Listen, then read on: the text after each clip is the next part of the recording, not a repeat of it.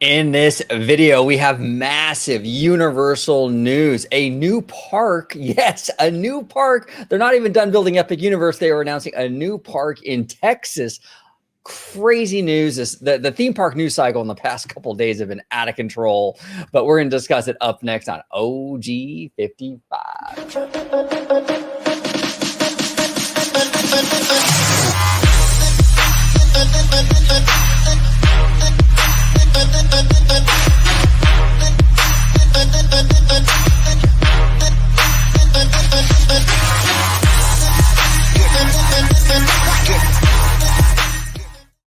Welcome aboard, everybody, to another episode of OG 55. I brought my producer, the Dr. Dre, as Jay calls him, the lawyer of all lawyers. I don't even know how I got that. I don't even have a degree. I don't even have a license. Okay, whatever. Hey, you know what? It works though. It fits you. It fits. But we got Dre, that Sky, host of the Freshly Squeezed Show here on the channel. Welcome back, brother. Hey, happy to be back. And this is, listen, I just want the whole themed entertainment community, just put the brakes on a little bit. This is a lot. I was telling OG before, listen, we're all not Melanie Mac. We can't just take a stick of butter and eat it raw.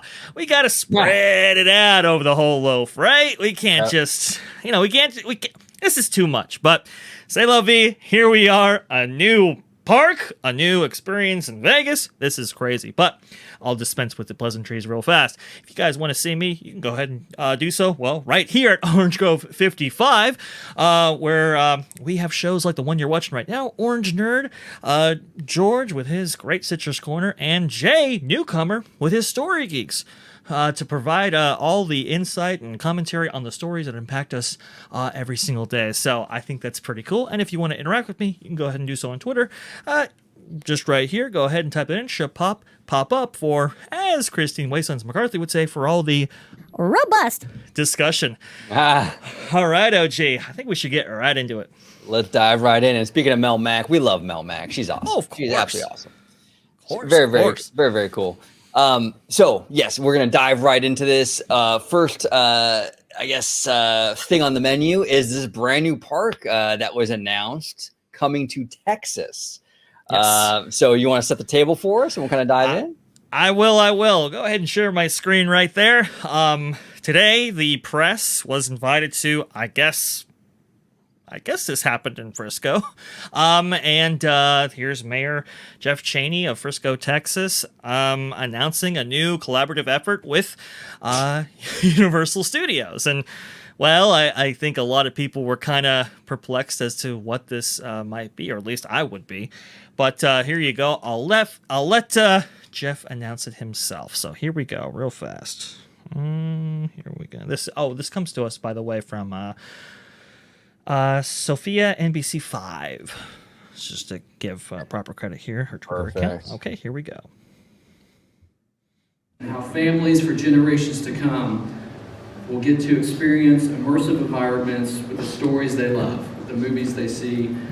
And to borrow a line from one of our favorite authors, and one of our favorite authors in this library, Dr. Seuss, one fish, two fish, Frisco has a new wish, and that's this morning to welcome Universal Studios and Universal Kids Frisco to Frisco, Texas. Welcome. So this is him having Mark Woodbury take the stand here, Chairman and Chief Executive Officer of Universal Parks and Resorts here. And I want to see this montage right here. You see the kind of attractions that they're highlighting, the IP that they're highlighting, the kind of kid-friendly nature of it all. And that's kind of the big thing about this whole thing.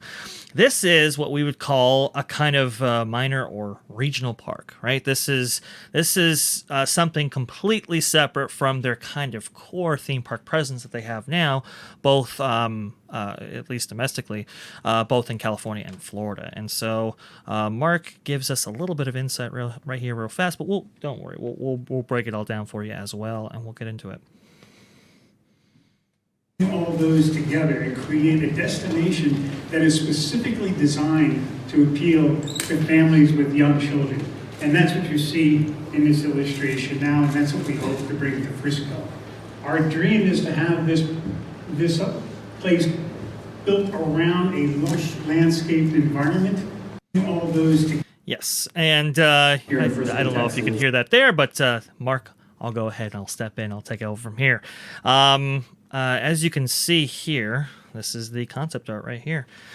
This is this new Frisco Universal Park. And what I want to highlight, I want to make clear here, this is not for, their kind of core audience that they have right now, that they've primarily engaged with the past, where it's like, like maybe like teen orientated, right? Maybe tween, very kind of big, exciting, thrilling attractions. This is something completely different here. And I want to go ahead and just put that on the onset, because I think a lot of people are like, well, I'm not excited, blah, blah, blah.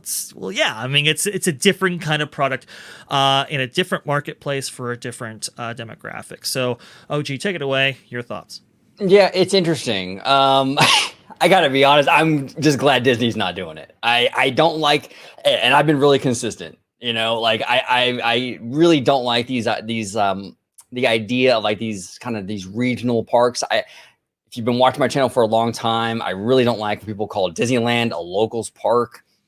I mean, look, regional parks have their place, absolutely. But when you have a kind of a top tier brand like a Disney or even a Universal, I think parks like this that are very obviously kind of value engineered, lesser quality seeming in scope. This is something that you're going to start seeing, I think, across the country. It's going to be kind of like a Six Flags, but in the theme park market, where they're going to start. These are going to start. This is not the end of this. I'm telling you right now. They're going to start in cities across the nation. You're going to see these little boutique Universal kind of parks, and I just think it's a real slippery slope. I think it kind of cheapens the brand a little bit. Universal has worked very, very hard to kind of get to comparable to Disney, and then to kind of take us like 2 and 3 steps back and kind of go, you know what? We're gonna do regional parks, right? Now we're gonna do regional parks. Forget all that ambition that you're seeing over there at Epic Universe. Now we're gonna basically do Sesame Place and Legoland style parks, which is fine. But does that tarnish the overall brand image long term as Universal being a premium brand? With little things like this in Texas and potentially in other places of the country, you start to kind of condition people to start seeing Universal parks differently. And like I said, they worked very, very hard to get to the point they're in. Is it a smart move now to go, yeah, but we're going to do this value park kind of thing? I think it's risky, at least from a brand perspective. Money-wise, oh yeah, they're probably going to make a ton of money on this place. Absolutely, because it's in a place that probably doesn't have a lot of options in the first place. It's going to make the money, but what will it do to the brand reputation, and what will it do for that kind of longing, or what I thought was a longing for Universal to be more on par with Disney? I think this is, in my opinion, a couple steps back. I hear you. I'm not going to dismiss what you say, because I think there is that kind of risk, genuinely, that this does water down the Universal brand. However, I think okay. Where to begin? Okay. Look, GM has a range of product lines, right? And they got I believe they have Corvette, right? It's for the sports enthusiasts, right? The Buick, the economic model, and then the Cadillac, the luxury model, right? All under the GM brand. And so you have distinct product offerings for a distinct set of demographics. And I think this is what this is. This is a distinctly different product offering marketed to a specifically different demographic in a place that, well, they don't have a theme park presence currently. So I kind of think of this as kind of like the Legoland, the kind of like, hey, the family oriented type attraction that you can kind of bring people in. And as people were suggesting, hey, this is pretty good advertisement for the core product, Universal parks and resorts, like what you find at Hollywood or especially Orlando, where I don't think people necessarily associate Universal with family quite yet. There's been a hole in their let's say their repertoire, their portfolio for quite a while, and I do think they are doing a lot of steps in order to kind of fill that, especially with their doubling down in Illumination, DreamWorks, and so forth. But I don't think they're there quite yet, and I do think this kind of hits a lot of those birds with one stone here. Also, too, this isn't unfamiliar territory, and well, with Disney especially. Disney did do some of these things in the 90s and 2000s. This is why I kind of was saying in the DMs, this kind of feels like a Michael Eisner 1990s, 2000s move, where they were expanding the theme park or resort concept out to the entire nation, right? So you had multiple concepts where they wanted to put themed, highly themed resort hotels in various areas. Disney Quest, I believe, what is it? The Club Disney concepts that were sprouting out everywhere. Disney's America was very much going to be a regional theme park, right? Where it was going to be appealing towards the people who were not only in DC, but also visiting DC. And Michael Eisner fought, vigorously for that, understanding that it wasn't a castle park type experience. It was aimed at a different audience, right? And I think this is kind of a reflection of that idea. Look, Michael Eisner has largely felt that the domestic theme park product, or the domestic, I should say, theme park marketplace is very much saturated, and so he didn't quite believe in expanding that out countrywide. Here, Universal, they think that they feel that it's not necessarily saturated, at least on their end, and that they can expand in some of these places like Texas. We've heard rumors about a Texas Disney park for a long, long, long time, but the risk is it is massive. And do you just cannibalize your existing parks and so forth when you actually do that? I think Universal recognizes that, which is why they're appealing to a completely different demographic. And let's just be honest, their risk here is low, right? This is not going to be a $1 billion type resort project. This is probably going to be in the hundreds of millions. And interestingly enough, the Frisco project will be roughly 100 acres for the new park and a 300-room hotel. Islands of Adventure in Orlando is about 110 acres. So this isn't necessarily a small thing, but there is a limited investment here. And I think one that if this doesn't work out, they can kind of sell and get rid of quite easily. So I don't know. I'm optimistic with this idea. I got to be honest with you. Look, it's not going to appeal to us. It's not meant to. No. It's meant to appeal to a completely different demo in a completely different area entirely. Yeah. Well, and see, the thing with the Michael Eisner era, though, in my opinion, why I think it's a little different is just because, and I'll get to Disney's America, which is the Virginia theme park in a second, sure. But the other ancillary sort of themed experience across the country, like a Disney Quest, right? Or like the Club Disney and things like that. I think they were themed experiences, but they weren't theme parks. So I think that the audience goes in there with a different kind of set of expectations, as opposed to like when you're walking into a big warehouse with a bunch of video games, the audience expectation is going to be automatically lower than if those same people were walking into a new Disney theme park, right? So it kind of separates these things a little bit, where it's not like it doesn't tarnish the theme park reputation necessarily. Where this is a theme park, this is going to be a theme park just like Epic Universe, but it's going to be on more than likely a lower quality. You can see it, well, yeah. So I think that would be implicit in the branding. It'll be implicit in the name. They could say, hey, Universal Light, right? Universal. Right. Okay. Well, but there are ways that you can brand and that you can market that separates it from your core, right? That doesn't diminish your core, and pricing will do that as well. This is not going to be a $179 park here. This is probably going to be more in the range of $50 or $60. And that too sets the expectations accordingly. Now, here's one thing that I have to ask, and maybe we live in a different world now. So, but I think it's a fair one to bring up. Walt Disney, you're dead if you aim only for kids. Adults are only kids growing up anyway. Now, this whole idea is. This is the whole concept behind Disneyland, was a place where the parents and the kids can have fun together. And I think that really is the core ingredient to the success of Disneyland and ultimately Disney parks, is that this kind of like, and we talked about it with even animated films where the parents and the kids like used to enjoy going to Pixar movies, right? Mm-hmm. Is that an issue with this Universal boutique park where it's aimed clearly just for kids? Is this an issue for them? Was Walt wrong maybe on this concept? Can these things be like super successful, or is there a cap on it because it is just for kids? Where are you kind of at with that, Dre? Well, I mean, Disney, man, it's a special beast, right? I mean, they have these film products or these theme park products that just appeal to just the widest gambit possible, right? I mean, and it's all inclusive in that one product, which is just...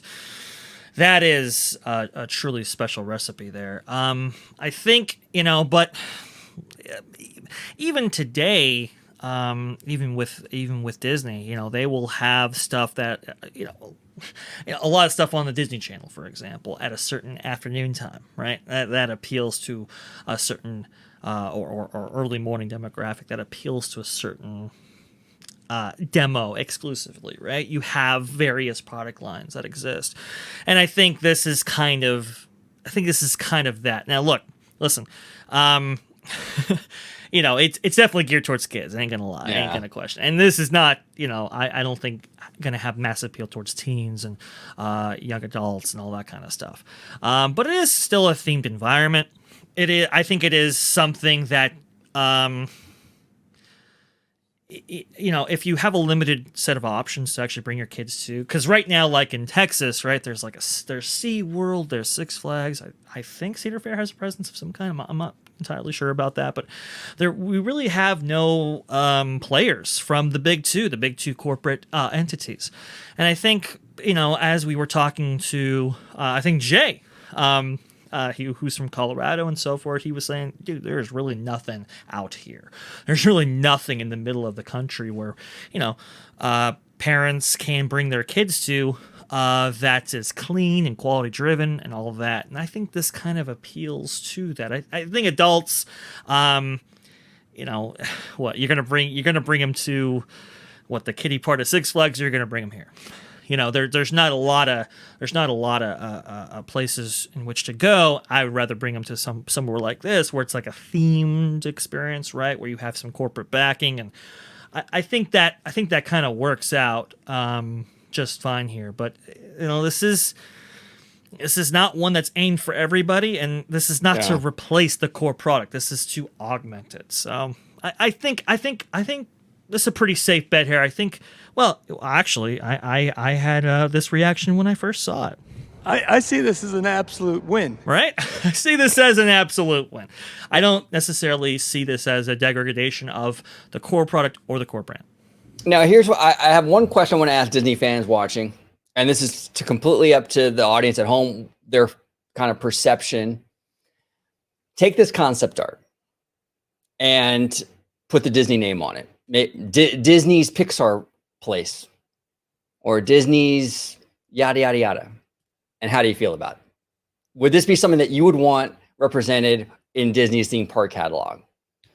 And that's kind of what makes where I kind of stand with it. If I wouldn't want Disney to do it, I don't know if necessarily I want because I do consider Universal to be a high quality product, and yeah, I don't know if I'd want to see this with a Disney name on it necessarily, but everyone's different. Audience at home, you might feel like, maybe Disney should get into these boutique kind of parks. Like you say, Dre, there is a lot less, what's the word for it? Risk involved in this. Yeah. And we'll see where it goes. But I think, like I said before at the top of the show, I think that this is definitely the tip of the iceberg. If this thing takes off, which I think it probably will, I think we're going to see these places start to pop up around the country. And Yeah. for better or worse, I think we might see a few more locations because it seems like Universal is getting into that regional game. I think this is the beginning. We're too far in, OG. We're too far in, right? It's nobody thinks about the portfolio. People think about what appeals to me or it doesn't appeal to me. They think about the product. And I think this product is, I think will be geared towards, families, kind of a more affordable option and so forth. And I think they'll be able to market it and kind of aim it towards the demographic that they're looking for pretty good without it, like I said, degrading the overall brand. Like I said, Disney experimented with this stuff and there were some concepts drawn up along these lines because I think they saw that this was at least somewhat viable. We're actually hearing from Scott Guston. There is no timetable, but according to the DallasNews.com, property sale records indicate the company has 4 years to open the actual park, so this will come actually fairly quickly, considering that this is a new plot and so forth. I think them developing this and doing this, like I said, it's not going to be, it's not going to feel to us, it's not going to be geared to us. And yes, if Disney did do this, yeah, would we consider it one of the 12? Probably not sure, right? It's probably not, but would it be one of the 12? Well, probably so. But would I necessarily care on that end? Where it's like, oh man, would it adjust my park ranking? No. It would be last. But I also recognize that this is a distinct part with a distinct identity that is geared towards something that maybe doesn't necessarily interest me. And I think a lot of the people on Twitter were like, "Oh, this isn't. Even I have no enthusiasm with this." Oh, go ahead. Even Poseidon Entertainment, which I was shocked yeah. to see that because he's very bullish on Universal. He is, and look, he's a guy that is pushing for ambition, pushing for bigger, pushing for better. That's why he's so hard on Disney, and he's so complimentary of Universal, right? Because he wants that theme park war. This is not that. This is something to augment the portfolio with a new product. And if Disney were to do this, I fully understand, and I'd be behind it. Look.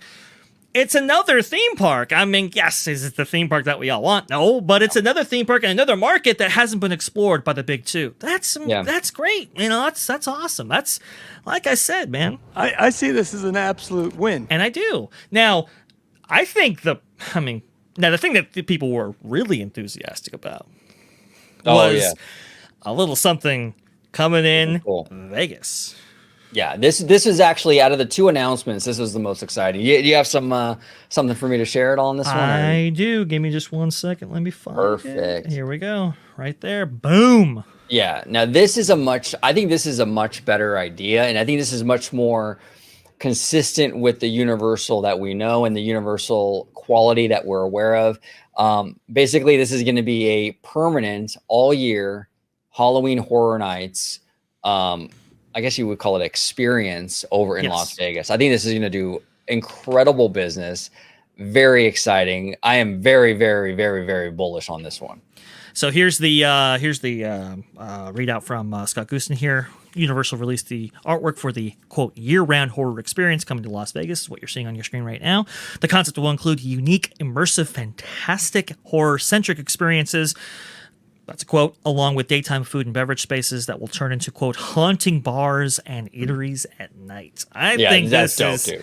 This is dope. And I was hearing some pushback like, hey, listen, oh man, you can't have Christmas. That's when it's not during Christmas, it's kind of a perennial thing. It's special for a reason. It's like, yes, I understand. I get it.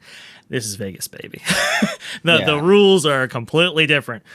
And I think this is the only place where a concept like this is viable, and I think it's absolutely viable. I think this is an absolute win. This is a great thing to add to the repository of Vegas experiences that you can see, whether on the Strip or in adjacent areas.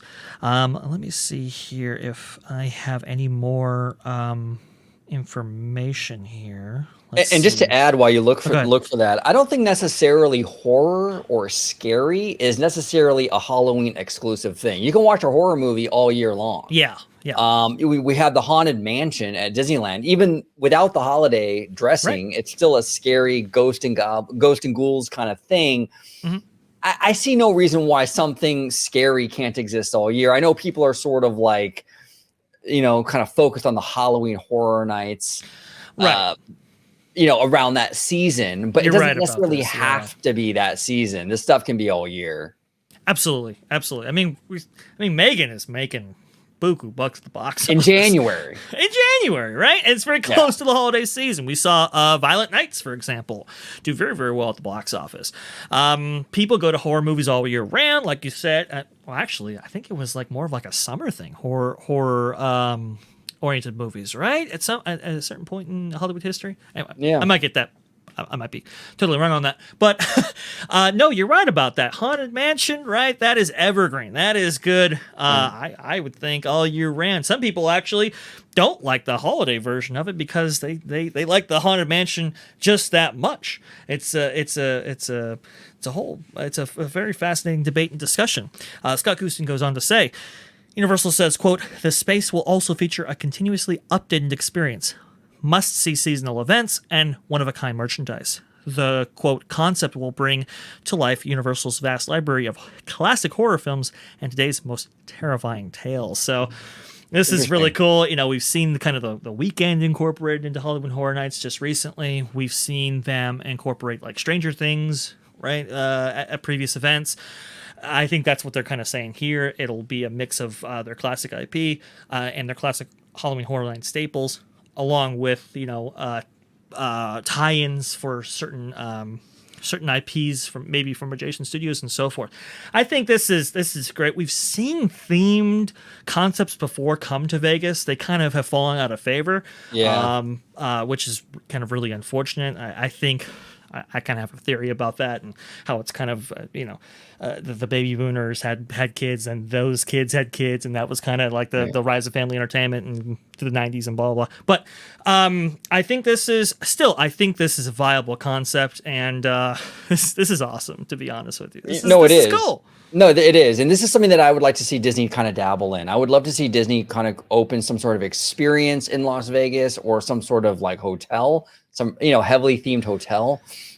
Look, Disney has a lot of brands where I know people are going to pearl clutch. Oh my God, but Vegas is so it's so edgy for Disney. But like Disney has brands where that can work in an environment like that. Yes. I mean, you could have Marvel is not, all rainbows and sunshine. There's a lot of kind of edgier stuff within the Marvel brand that you can do in Vegas. I think that would do very, very well. They have stuff they can work with. And remember, Disney also owns Fox now and the properties that come along with Fox. I think something like this would be a great opportunity for Disney. Absolutely. And I think this is absolutely brilliant by Universal. And it does kind of signal to Universal post Epic Universe. Their kind of plan. It kind of shows that like, okay, Epic Universe is going to open. And then after that, they're going to kind of do more of these kind of like these boutique sort of smaller offerings, maybe across the country for a little bit at least, and that seems to be the direction immediately after Epic. So that's an interesting thing. I think the international market has definitely been rocked, and this idea that the international market will be evergreen, always viable, and fully reliable, I think that really was affected by the pandemic and how people think about other countries and their involvement and so forth and investing in them and all that kind of stuff, right? And so I think this is Universal kind of looking inward a little bit, saying, hey, look, we got some economic headwinds on the horizon here. Don't know how long they'll last, but I mean, I think the the U.S. Travel Association was saying that the international market might not return to the U.S. until like 2025, which was a little bit later than we were led to believe by Disney, but that's a whole nother story. or 2026 even, you said? Yeah, 2026 even. I mean, it's honestly, I mean, I would peg it near the 2026 than I would 2025 because there's just so many, is that going to hurt Epic Universe's opening then? Because that's 2025 if I'm not mistaken, right? I think 2025. I think they'll be okay. I think you're right around there where I think a lot of this travel will open up, and like I've said before about Epic Universe, it will be successful in the short term, like the first year or so. Question is long-term success. Is this thing going to really pick? Is the momentum going to be able to drive this thing on the tracks by its own power? Is that kind of thing. That's kind of my question, really. Concerning Epic Universe, but I think they'll be okay. But I think it is, to your point, OG. I think they're looking at the marketplace and they're going, okay, let's invest a little bit domestically in ways that we hadn't before, honestly. And here's the sad thing, OG. Disney was so close to doing this themselves, and the reason I know why is because Bruce Vaughan. No, was it Bruce Vaughan or was it? The gentleman who recently just left WDI, who was one of the heads. He ran the Shanghai Disneyland project. I know you're talking about, and it's know, totally left my brain. He just retired. I just retired, and I feel horrible. Thank you. I forgot to. It's all good. Okay, I'm drawing a blank as well. Well, he was the head of a new division that was. They were going to be looking into and investing in these kind of pop-up experiences around the nation and various countries, right? We heard about that, where they were going to, we heard an example where they take a street and they Disney-fy it, right? They have a Frozen tie-in. It's got, lights up and down, right? And there is some interactive experiences and some like I said, Disney beautification going in there to hype up like the release of Frozen 2, for example. Like we heard about that, we saw a little bit of that, and I think they really were kind of pushing towards this kind of stuff. Maybe not a Frisco park, but a kind of a Halloween experience type thing, where they could showcase Disney product in various venues, kind of like Disney on Ice, right? In these kind of pop-up locations all around the country, and maybe even forging a path for a permanent residence in some of these locations. They were right there, and then the pandy hit, and, well, we know what happened. So it's really kind of disappointing to see that didn't actually come to fruition, but props to Universal to actually for moving forward in a route very similar. Maybe that forges a path for Disney to join in this process. Who knows? I was telling you before, if they find it's viable, they will absolutely invest. I want to go ahead and shout out to Screenscape here because Scott Gustin pointed out he was the first guy to actually hint at this coming to Vegas here. And I'll read this little clip for you. Sure. And I think it'll provide some context. This is, let's see, it was from May 17th, 2022. It says this: I've no idea just how serious this is, but Screenscape is being told that Universal Studios may be in talks with a group in Las Vegas to create a Sin City version of Halloween Horror Nights. I don't believe this is in connection with an existing attraction like the Circus Adventure Dome, but is expected to be more of a standalone haunted experience, the likes of which has never been seen before in Las Vegas. As the general demographic for visitors to that area skews 21 plus range for most things, we could also be looking at an attempt to create a version of Halloween Horror Nights intended for an entirely mature audience, which bars tells you yes. Again, just talks and concept development so far, nothing concrete, but the mind does boggle at the possibilities. Well, it's a great concept. You were correct. Yeah, they were correct, and it's a great concept. Yeah, and Disney, like, here's the thing too, and I kind of want to, before we close it out, because I forgot to bring up Disney's America. Yeah, sure. I actually liked that concept, and why I think it's a little different than what we're seeing here at the Universal regional park is that the regional parks that we saw kind of like the concepts for these regional parks, which would be Disney's America and even Disney's Sea that was proposed for Long Beach, was kind of a regional thing as well, a smaller park from what I understand. These regional parks that Disney proposed were kind of, what's the word for it? Like built around the area they're in. So you have a park based on American history in Virginia, sure, with all these battlefields and in American history, right? Like right there. That really was the death of that park ultimately, was because it was so close to the history of everything, right? But then you have Disney Sea, which is on the port, on the water, and the park is themed to the sea. I like that concept more than like just we're gonna have Trolls World Tour land over in Texas.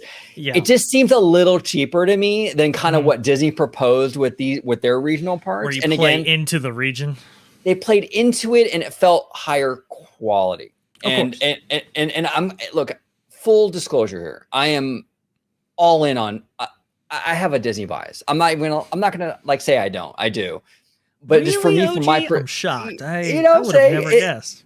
Yeah, believe it or not, I am all in. So I understand that. And I definitely am self-aware with that. But just for me, from where I sit, those concepts I felt were a little more, they were regional, but they were still of quality. And I felt they were still kind of in the realm of what Disney does. This feels like a little bit of a step down for Universal, but hey, I could be completely wrong. And even my thoughts, my feelings aside, I still think this boutique park is going to do very, very well. I think it's going to do very, very well. I think it'll be highly successful, regardless of my opinion on it. I still think it'll be a very, very big win financially for Universal. Yeah, I mean, those regional parks were definitely, they were augmenting the theme park product that they had, but in a very different way than this is. This is definitely demographic orientated, right? Yeah. Marketplace orientated. That was definitely an expansion of Disney's core product and identity, but in ways that were very regional based, for sure. And but look, quality comes at a price, and that has a set minimum, right? Yeah. That's why I think this is kind of a more value-oriented experience at a value-oriented price point, that kind of thing. And it's a little different, and I think that's why a lot of people felt like, okay, I'm not super excited. Look, I'm not either. I'm not saying that this is, oh my God, I'm going to rush out to Texas right now. I got to book a ticket. You're not a big Kung Fu Panda fan or Trolls fan, But yeah, I mean, it's just, it's Legoland, right? But but like Legoland, that definitely has an audience, right? And that's kind of where this is being driven at. Hey, look, if it's viable, hey, maybe we see some of those quality experiences like Disney's America or something adjacent to it come back. Who knows? Who knows? And maybe my kind of like nerd wet dream has always been, and I've always said this, that Universal will build like an Islands of Adventure out here in California, get some land in Valencia, and build something along those lines. Well, to be fair, honestly, this kind of opens the door for something like that a little bit, because they're showing a willingness to sort of go there, so maybe they'll do that here in California. Maybe even if it's Northern California or something, I don't care. Just build it somewhere in the state. That'd be great. Maybe we'll get something like that. I did. Oh, go ahead. Oh, well, yeah. Cause I say they obviously don't have enough land, even if no matter how many warehouses and stage buildings that they bulldoze in Hollywood, they're not going to have enough for that. Exactly. They're going to have to go somewhere else in California. Man, that would be dope. I did find the joke interesting that the little regional kiddie park in Texas is getting a hotel before Universal Studios Hollywood does. I thought that was pretty great, but that and the problems associated with building in California might be the reason why that is, why they haven't doubled down in California and invested in a huge park like that. It's a different expensive. It's a different thing, and it sucks, man, because I think you're right. I think if they were to do that in California, I do think they would hit it off big, and that would make them a power player in the Southern California market, hands down. But for right now, Disney's, as we said before on this show, Disney's big competitor is not Universal necessarily in Southern California. It's Vegas, and Universal's going there as well. And that's where Universal's going.